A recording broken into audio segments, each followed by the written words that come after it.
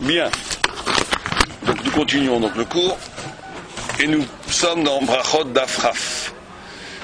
Dans la Yaakov, page Nun Aleph 51. Rav Gidel aya ragil de Ave Azil veitiv besharet vile.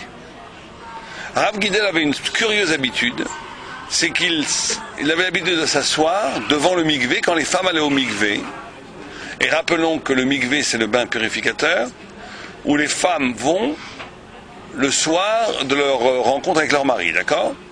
On n'a pas une femme, quand elle a ses cycles de nida, elle est obligée donc de se purifier avant d'avoir une relation avec son mari. Or, elle se purifie en allant au mikvé.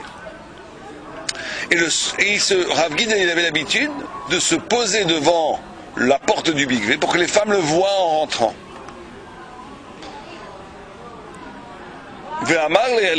Non, lui c'était pour expliquer aux femmes Achi tablo, Sabilon. Il expliquait aux femmes comment faire le mikvé pour être sûr que les femmes d'Israël aient un mikvé kasher. Parce que peut-être qu'il avait peur que certaines femmes ne sachent pas bien les halachot du mikvé, qu'elles devaient rentrer, elles devaient être propres, qu'elles devaient rentrer tout le corps dans l'eau, que les cheveux ne devaient pas dépasser, etc. Les halachot de mikvé. Amrou les rabbanon. Les rabbanon dans les talmidim, dans la yeshiva, les talmidei chachamim, lui ont dit lo mistafim comment tu peux parler comme ça aux femmes? Est-ce que tu n'as pas peur du Yetzer Hara? Est-ce qu'en parlant aux femmes tu n'as pas peur du Yetzer Hara? Amar Lehu damin be'ape ki kaike chivire. Elles sont pour moi comme des oies blanches. Comme des oies blanches. Je n'ai pas d'instinct sexuel par rapport à elles. Je n'ai pas de désir par rapport à elles. On va voir la deuxième histoire avant de commenter. Rabbi Yochanan avait ragil de Ave Azil veiti besharet vile. Rabbi Yochanan, lui, s'asseyait devant la porte du mikvé. Ça c'est Rabbi Yochanan, mais pas pour la même fonction. Amar ki salik ve'atin benot Israël. C'est comme ça quand les filles d'Israël, parce que lui était très très beau, Rabbi Yochanan. Rabbi Yochanan avait une beauté, on dit que la beauté de Rabbi Yochanan était le reflet de la beauté de Yaakov. Que Yaakov Avinu avait le reflet de la beauté de Adam Rishon et que Rabbi Yochanan avait le reflet de la beauté de Yaakov. C'est une beauté très, très spéciale, magnifique, une grande beauté de certains rabbanim. Et il voulait que les femmes le regardent et qu'elles s'en prennent de cette beauté qui dit Avelehu Zahara Shipure Kavati, pour qu'elles aient des beaux enfants comme mes enfants. On voit ici la notion, on le voit dans plein de temps dans le Talmud, la notion de psychosomatique, ça veut dire qu'on voit la notion qu'un impact psychique peut avoir un impact par la suite sur le corps. C'est une notion qui est commune au Talmud, où, comme Yaakov avec effectivement les chèvres, etc. Ken de la Aveleu Zahare Shapire Kavati. Amou les rabbins ont posé la même question. Non, pas la même question, justement. Ils ont dit l'homme istafema, est-ce que Rabbi Yochanan n'a pas peur du Ain Hara? Comment tu peux exposer ta beauté comme ça en public? Est-ce que tu n'as pas peur du Ain Hara? Amaravabo, il lui dit, non, excuse-moi, Anna, il lui a répondu, à Marléou, il leur a répondu, Anna misera de Yosef. Moi, je suis de la lignée, de la semence, je suis de la lignée de Yosef. Ka'atina. Rabbi Yochanan était un fils de Yosef, Yosef Hatzadik de la Torah, de lo shalta be'eina bisha, où le Yetzer Hara ne tombe pas sur Yosef. Le Yetzer Hara ne s'applique pas sur Yosef. Comme il est dirti, on dirait Ben Porat Yosef, Ben Porat Ale Ain. Al tikri Ain, et là Ole Ain. Ok.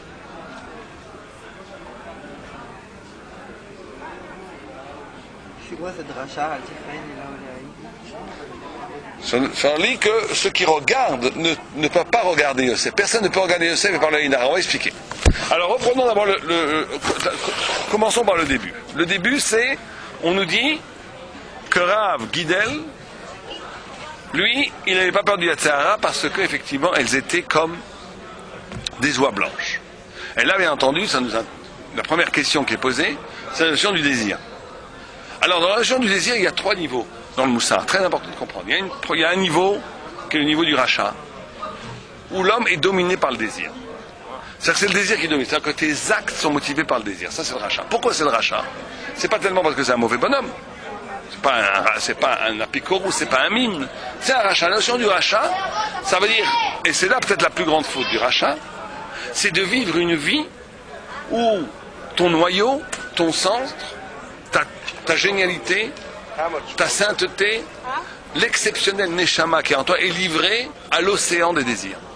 C'est-à-dire que tu ne vis pas une vie où tu te retrouves toi-même, tu vis une vie où tout ce qui est autour de toi te manipule. Donc en réalité, qu'est-ce que c'est le désir? Le premier niveau du désir, c'est une passivité extrême. Parce qu'un jour tu vas avoir une belle femme, tu vas aller courir après. Tu vas avoir après un beau gigot, tu vas courir après. Tu vas avoir l'argent, en dedans tu n'existes pas. Tu n'existes pas puisque tout ce que tu vas faire ne va pas dépendre de ton intériorité, elle va dépendre de la circonstance.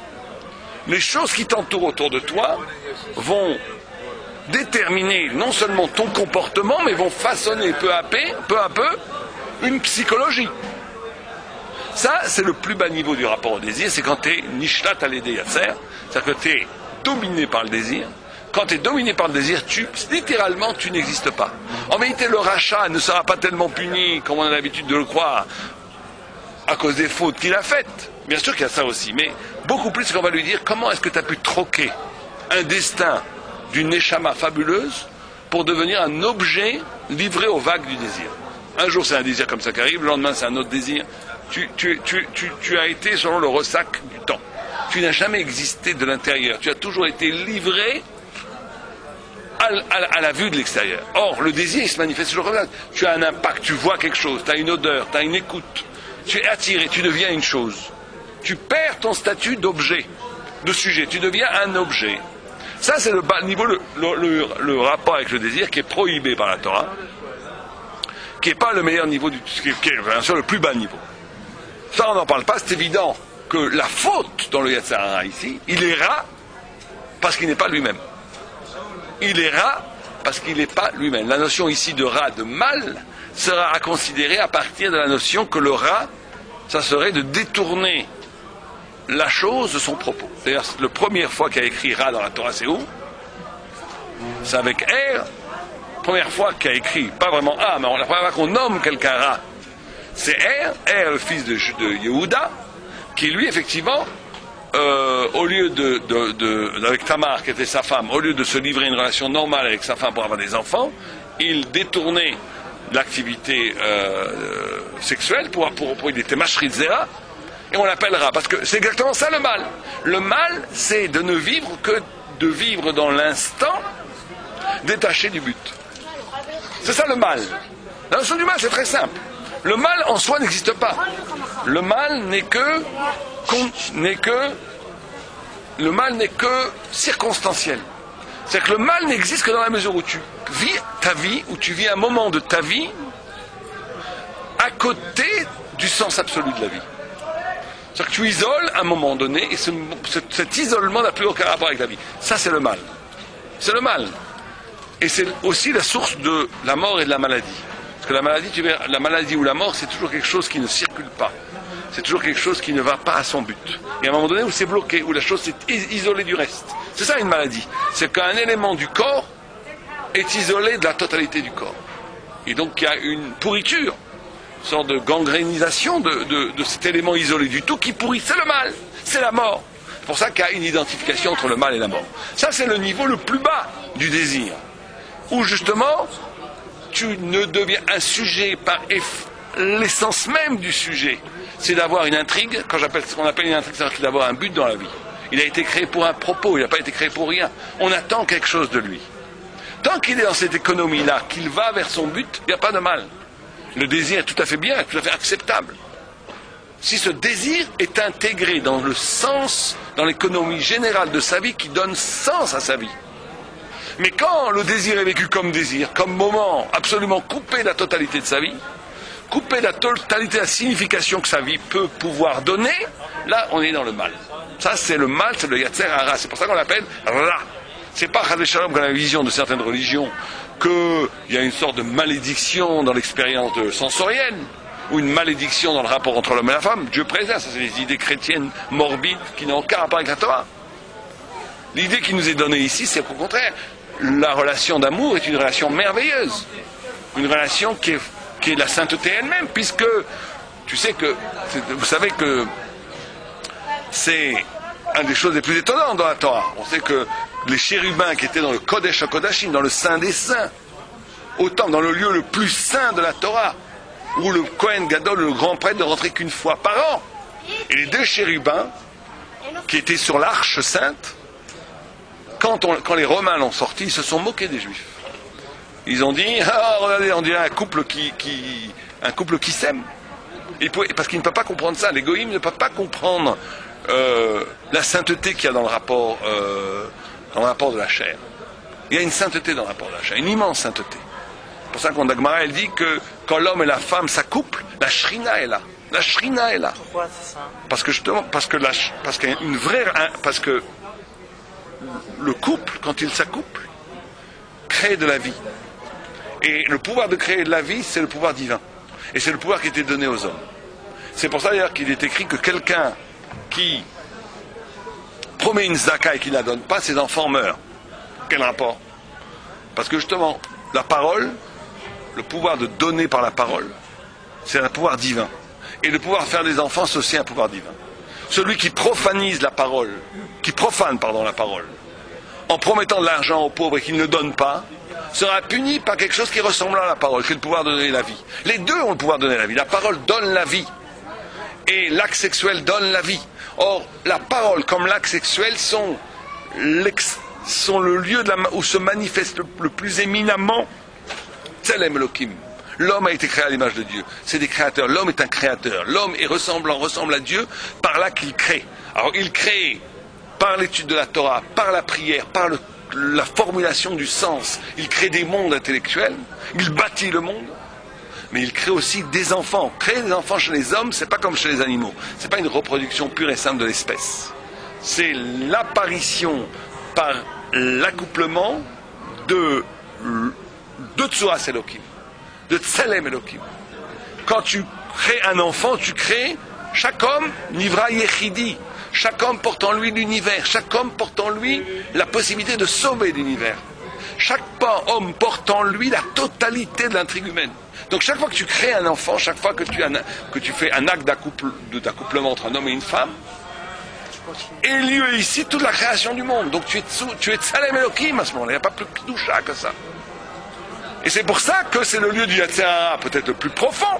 Parce que quand cette extraordinaire aventure spirituelle se retourne dans quelque chose de misérable, de minable, qui est juste le plaisir de la chair, pour la chair, qui est momentané, c'est là où il y a le mal, c'est pas du tout dans le péché de la chair, comme certains pourraient le penser, mais dans le fait que tu crées un acte, cet acte qui aurait dû être divin est devenu un acte bestial. C'est là le mal.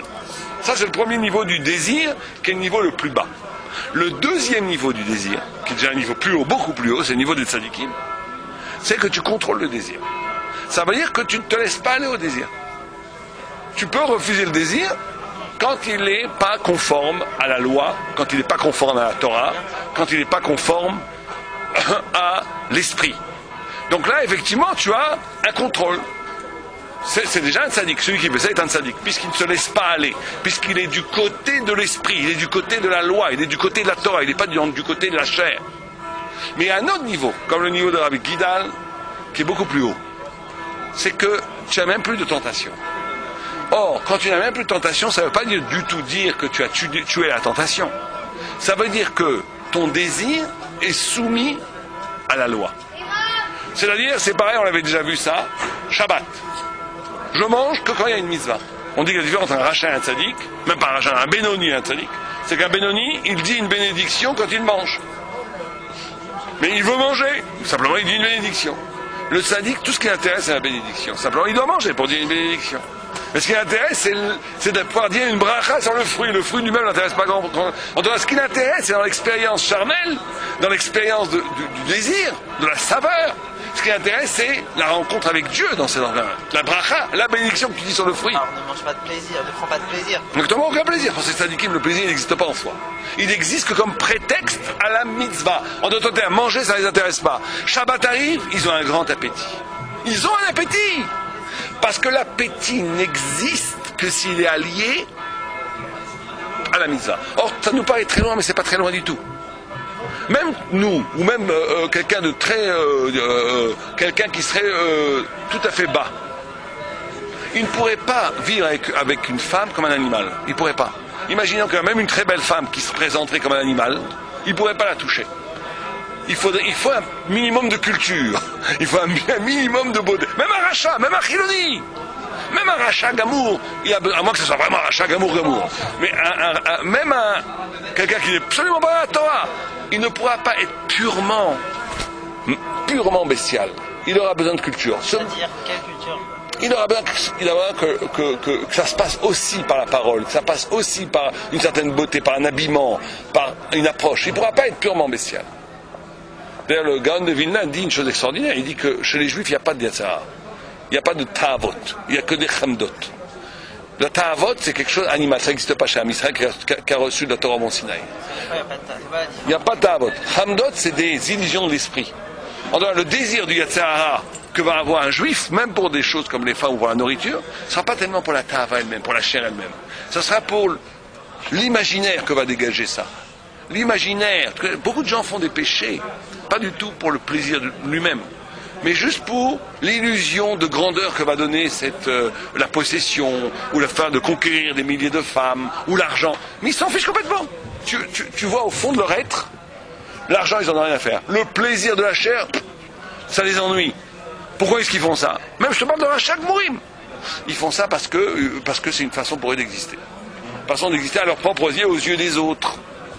Aux yeux de ce genre de trophées. Trophées d'argent, trophées de puissance, trophées de séduction. Mais en vérité, en essence, ils ne sont pas du tout intéressés par la chair elle-même. C'est ce que dit le Gaon de Vilna. Le Juif n'a pas de ta'avot, il n'a que des chemdot. Comme une grande maison, il dit qu'avoir une belle maison, c'est pas une ta'ava. C'est chemdot, c'est culturel. Un animal, il s'en fiche d'une belle maison. Il va avoir le droit de se protéger contre la pluie, c'est tout ce qui l'intéresse. Pour l'animal, c'est pas vraiment une ta'ava, c'est ça. Exactement. Il n'y a pas de chemda chez l'animal, il y a que des ta'avot. Oh, c'est pareil avec la nourriture. Aller au restaurant, tu ne vas pas manger parce que tu as très faim ou parce que tu veux avaler des calories.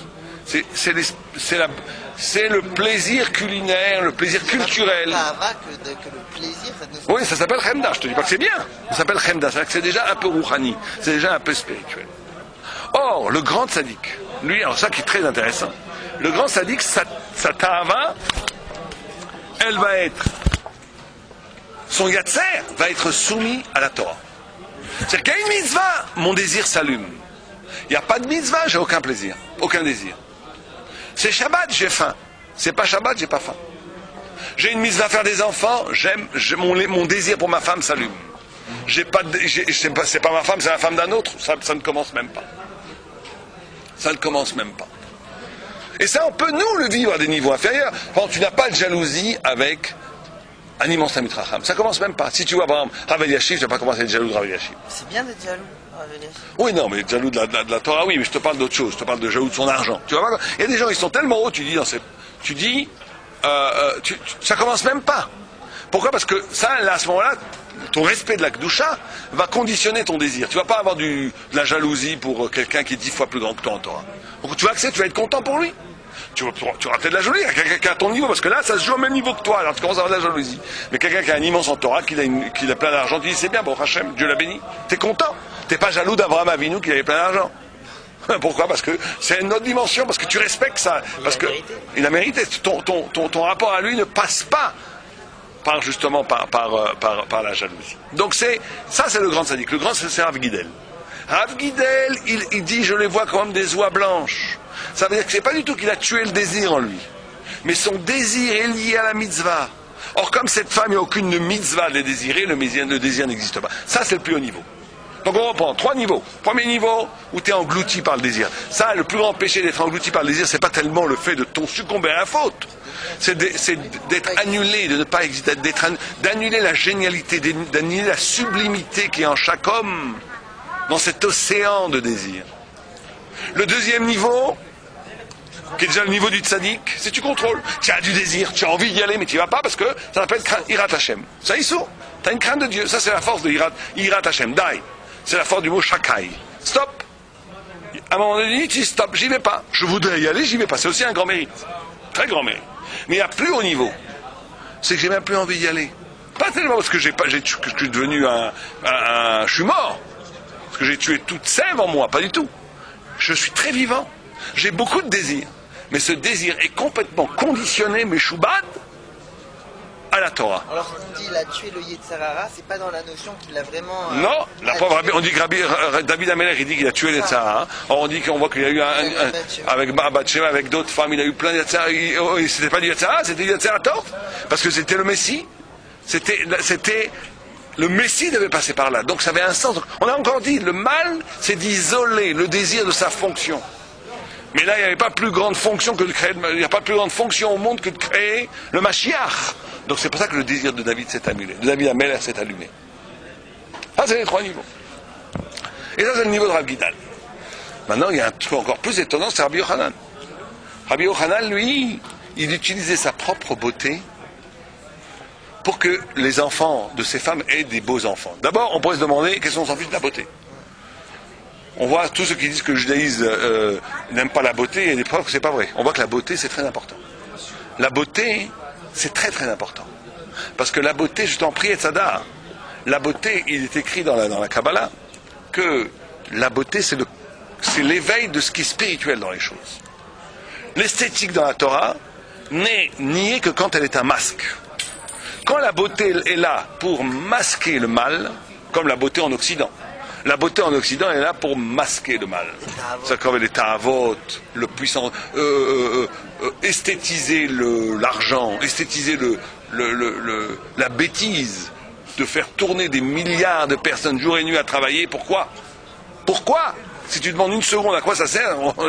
À quoi ça sert tout cet immense mouvement? Comme quelqu'un disait, un rab disait, des gens ils vivent toute leur vie. Pourquoi? Pour être en forme. Pourquoi ils sont en forme? Et pourquoi ils veulent vivre? Et si tu leur demandes pourquoi ils veulent être en forme, pourquoi ils veulent avoir l'argent, ils ne savent pas. Alors, tu vis, tu tours, tu cours, tu crées, tu amasses des sommes. Tu poses juste simplement une seule question. Pourquoi tout ça? À quoi ça te sert? Personne ne sera capable de te dire. Les gens vont hausser les épaules et disent c'est la vie. Bon alors, ça va des gens qui ont renoncé de réfléchir. Mais tout le monde, même des gens très intelligents. J'ai parlé avec des gens très intelligents, j'ai dit attendez, réfléchissons un tout petit peu sérieusement. Quel est le sens de tout ça? Vous passez 10 heures par jour à peu près à amasser de l'argent. Pourquoi? Vous avez déjà 10 millions de dollars en banque. Pourquoi vous en voulez 20? Ça ne va rien changer à votre vie. Ils sont incapables de répondre. D'ailleurs, c'est même cruel de leur poser la question parce qu'ils ne sont plus conditionnés par le pourquoi. C'est leur vie. Leur vie a été organisée comme ça, ils marchent comme ça. Donc maintenant, tu leur enlèves ça, tu leur enlèves tout. Mais c'est ça, et malheureusement, tout le monde est concerné par ça. On ne se pose pas la question du pourquoi de ma vie. Il est très important, même dans le monde des yeshivot, même dans le monde de l'étude, de savoir s'arrêter 5 minutes et de dire, attention, qu'est-ce que je fais? Est-ce qu'à un moment donné, je redonne sens à ma vie? Tu peux vivre toute ta vie en yeshiva et avoir le même problème. Tu fais ça parce que tes parents ont voulu ou parce que je ne sais pas pourquoi, et tu dis, mais à un moment donné, tu perds le sens de ce que tu fais. Alors qu'il faut redonner sens. Je suis en train, tous les jours en étudiant la Torah, de m'approcher de Dieu. Je suis en train d'essayer de découvrir mon intrigue, pourquoi j'ai été créé. Qu'est-ce que je peux dire au monde qui n'a jamais été dit par personne, il n'y a que moi qui peux pouvoir dire. C'est ce genre de questions qu'il faut se poser. Qu'est-ce que je peux apporter au monde que personne ne peut apporter et que moi je peux apporter? C'est ce genre de questions qu'il faut se poser. Se poser la question quotidiennement, s'isoler aussi du monde, prendre 5 minutes et s'isoler et se poser la question, quel est le sens de ma vie? Et ne pas avoir peur de se confronter à cette question. Et on peut passer plusieurs jours sans avoir de réponse. Mais à un moment donné, la réponse vient parce que c'est en vérité essentiellement lié à ta vie elle-même. Donc si tu tournes autour, tu vas trouver le sens. Et donc, la beauté, effectivement, nous on a une vision négative de la beauté parce que la beauté, comme on l'expérimente quotidiennement, ce n'est qu'un masque pour cacher le lait, pour cacher le pouvoir, pour cacher la laideur, pour cacher la petitesse des enjeux, qu'ils soient politiques, économiques, libidiga, que ça soit d'autres enjeux. Mais la beauté en soi, dans l'objet, la beauté créée ou la beauté créée par Dieu ou par les hommes, quand c'est une vraie beauté, elle montre au contraire que le monde est plus que ce qu'il est. Elle montre la spiritualité. C'est la notion de Pri Etz Hadar. Pri Etz Hadar, c'est après Rosh Hashanah et Kippour, tu dois être capable justement de voir la beauté du monde. Et voir la beauté du monde, le Maharal de Prague dit que la beauté c'est comme la lumière. Il dit Naran. Naran, c'est dans l'homme est constitué de Neshama, l'âme, Ruach, qui est on va dire son psychisme, la parole, et nefesh qui est son métabolisme. Alors il dit comme une bougie. La bougie aussi est composée de trois choses. D'huile, qui est le nefesh, qui est l'énergie on va dire. La mèche qui fait le passage de l'énergie. Et la lumière elle-même qui est la spiritualité, qui est la neshama, l'âme. Alors il dit la lumière c'est elle qui est belle. Donc de voir la beauté dans le monde, c'est d'être capable de voir la neshama des choses. Ce que certains Mekouba appellent le sechel des choses, l'intelligence des choses. Donc la beauté, en vérité, quand elle est bien comprise, elle est l'éveil au sens, à la spiritualité des choses. Par exemple, un exemple.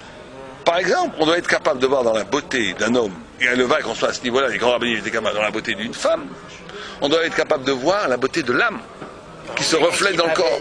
Une femme qui est pas belle, ça veut pas dire qu'elle a... Ça veut pas dire que... Si, d'après la Torah, de façon absolue, tu vois que tous les grands, toutes nos mères, Sarah était toute belle. Pourquoi? Toute belle. Sarah était belle, Esther était belle, Léa était belle. Pourquoi? Parce que justement, à un niveau, on n'est pas à ce niveau-là, mais à un niveau absolu, de grand, justement, au niveau des grands, il n'y a pas de différence entre l'âme et le corps. Le corps est l'expression de l'âme. Et tu peux voir ça aujourd'hui un peu dans certaines personnes qui sont, on va dire, physiquement, si elles étaient inanimées, elles ne seraient pas belles. Et des hommes, par la luminosité intérieure, elles deviennent très belles. Ou un homme peut être très beau, très très beau par la singularité de son visage, par l'expression du visage. Tu vois des vieux rébeux, ils ont un nez comme ça complètement tordu et tout, ils sont magnifiquement beaux. Ils ont une blancheur, ils ont une luminosité qui transperce le visage. C'est le secret du visage. Le secret du visage, c'est que tu vois l'âme. Tu vois l'âme, ils ont des yeux, ils ont la beauté est là. C'est une beauté, c'est la vraie beauté. C'est la beauté de l'âme, la beauté est là pour montrer. C'est ça que voulait Rabbi Yochanan. Or, Rabbi Yochanan était tellement haut qu'il était capable d'instrumentaliser sa beauté au service de la Torah. Ça, c'est un niveau encore plus haut. Pas plus haut que les trois qu'on avait. Ouais, c'est encore plus haut. Parce que là, tu deviens un objet au service de Dieu. C'est même plus que ton désir s'allume là où il y a une mitzvah, c'est que tu es encore plus loin que ça. C'est que toi-même, ton essence même, ta personnalité même, ta beauté même, elle est là au service de la Torah. Ça veut dire que tu as utilisé ton corps et ton âme comme un keli, comme un instrument pour réveiller le sentiment de beauté chez les autres, de beauté spirituelle bien entendu, et de faire passer chez ces femmes qui allaient au mikvé le désir de beauté spirituelle qui allait passer par leur fils. Et c'est pour ça d'ailleurs c'est lié qu'il était de Yosef, parce que Yosef aussi était très beau. Et Yosef a résisté aussi au désir de la chair avec Poutifar, la femme de Poutifar. Parce que justement, et c'est pour ça qu'il n'y a pas de Yatsera, il n'y a pas de Einara qui tombe sur eux. Parce que la Einara, c'est toujours, la Einara n'existe que si tu es soumis au regard des autres. Tu n'es victime de la Einara que si tu es soumis au regard des autres. Rachid dit une chose extraordinaire. Rachid dit qu'un homme, pourquoi est-ce qu'on appelle les sorciers on dit que les sorciers ont le pouvoir de makrish les décisions divines. S'il y avait pas Gomara, jamais tu pourrais croire une chose pareille. Ils peuvent tuer quelqu'un qui ne devait pas mourir. Ils ne devaient pas mourir, c'était pas prévu, c'était pas leur destin de mourir. Et les sorciers peuvent les tuer. Et Rachid dit, parce qu'il s'est instrumentalisé. Si tu crois au pouvoir des sorciers, ils pourront avoir la force de te tuer. En d'autres termes, si tu crois au pouvoir des autres, tu vas tomber, tu vas devenir un objet. Et donc tu es un objet, tu n'as plus de destin. Même si toi, en tant que sujet, tu aurais dû vivre 100 ans, si tu commences à croire au pouvoir des sorciers, ils vont pouvoir te tuer à 30 ans. Pourquoi ? Parce que tu t'es instrumentalisé à leurs yeux. Tu es devenu un instrument, tu es devenu un keli par rapport à leurs yeux, tu n'es plus un être. Or, quelqu'un qui vit au niveau de Rabbi Yochanan, quelqu'un où justement, il devient un keli de Dieu, il n'est absolument plus soumis au regard des autres. Il n'est pas instrumentalisé au regard des autres, puisque son désir la posture de son être n'est plus par rapport au regard des autres, elle n'est que par rapport au regard de Dieu. Donc, aucun regard des autres ne peut être cholette. C'est pas cholette sur lui. Ça, c'est l'héritage de Yosef. L'héritage de Yosef, c'est que même quand il est seul en Égypte, même quand il n'y a plus aucun élément structurant autour de lui toraïque pour rester dans la Torah, quand toi tu es seul dans un milieu complètement hostile, dans un milieu à l'envers de la Torah, tu restes debout et tu restes un tzaddik. Ça, c'est possible que quand tu vis sous le regard de Dieu. Si tu vis sous le regard des autres, c'est impossible de tenir en Égypte. Impossible. Pas tellement que tu es attiré encore une fois par la chair, ou que tu es attiré parce que tu ne peux pas exister. Puisque tout le monde, toute la société qui est autour de toi vit d'une certaine façon, marche d'une certaine façon, Ça circule de cette façon-là. Les références, la constellation symbolique dans ces sociétés, elle est comme ça. Tu es complètement anachronique de vivre différemment. Tu peux pas. La seule façon de vivre différemment quand tu es seul dans le désert, c'est parce que tu es dans le regard de Dieu. Si tu vis dans la lumière du regard de Dieu, alors aucun regard des autres ne peut t'atteindre. Il n'y a pas de Einara. Aucun Einara. Au contraire, à ce moment-là, tu peux renverser le Einara. Tu renverses le Einara. C'est pas le regard des autres qui a une influence sur toi, c'est le regard des autres qui sont influencés par toi. Ça, c'est le niveau le plus haut. Où tu vas par ton existence même, par ta liberté même, par ton autonomie même, par le fait que tu es accroché à l'infini et tu n'es pas accroché au fini, tu vas illuminer la finitude du regard des autres. Les autres veulent te réduire. Les autres te regardent pour te réduire, pour te faire petit, pour commencer avec des cheshbonot. Pourquoi lui il a ça, il n'a pas ça? Si tu es réactif à ça, c'est à côté dans leur système.